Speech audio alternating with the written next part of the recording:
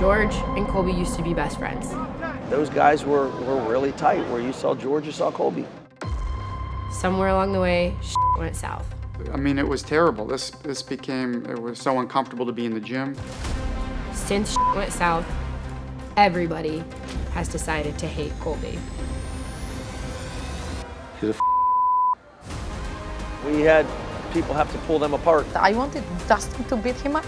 I mean, everybody just dislikes the guy, man. And he caused it on himself. This is real. Like, they're gonna be coming to kill each other. He is reserved, you know, he's a shy guy. He's not like naturally, I think, outgoing. I think he had to force that out of him to become the star that he is today. No, George kind of brought Colby out of his shell a little bit. They struck up a friendship pretty quick.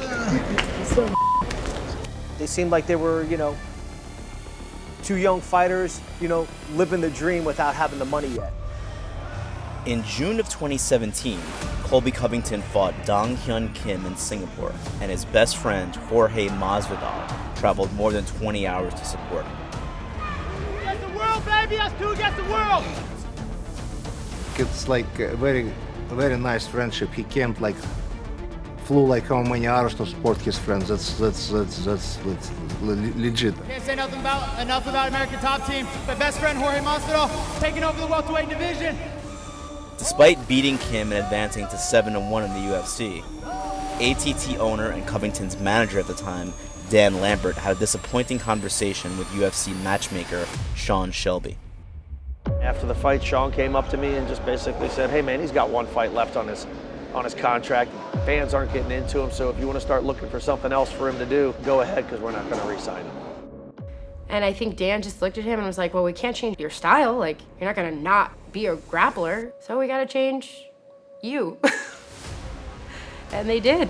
He just like planted a seed, and Colby went a little too far. Way too far. I want people to hate me. That's a business model.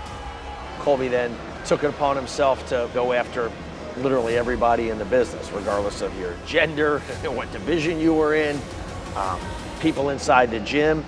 There is no line that he wouldn't cross. I am Jorge Masvidal's daddy.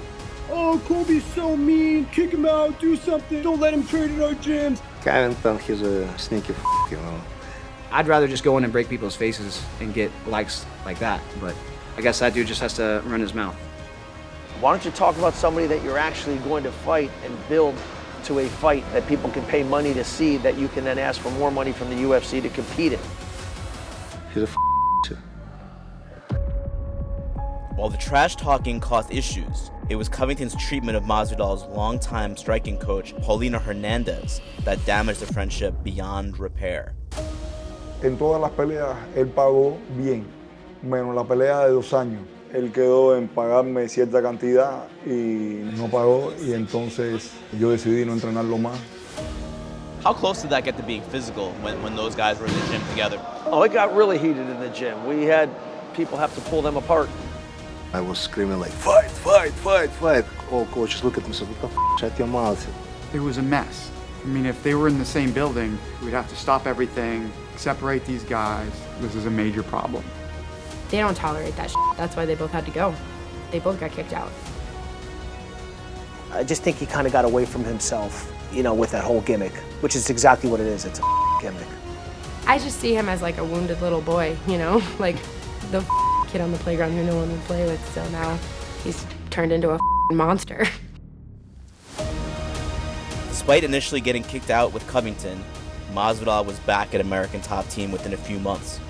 I sent a text to my kids about something, and 2 of my kids responded, hey, sorry, made a deal with George, promised him I wouldn't talk to you anymore until he was allowed back at the gym. I kind of tapped out and eventually realized I was just never getting rid of this guy. Georgie belongs to this place. He belongs to all of us, and we belong to Jorge Masvidal. He has big army behind his back. I don't care where they're from, who they fight for, what language they speak. Everybody in this gym is vested in this fight. The gym feels different when there's titles on the line. You can feel the shiver. That's what this feels like to me. I can wait, like, be honest with you, March 5th. I can see the fight in the first seconds of this fight. Thanks for watching ESPN on YouTube. For live streaming sports and premium content, subscribe to ESPN+.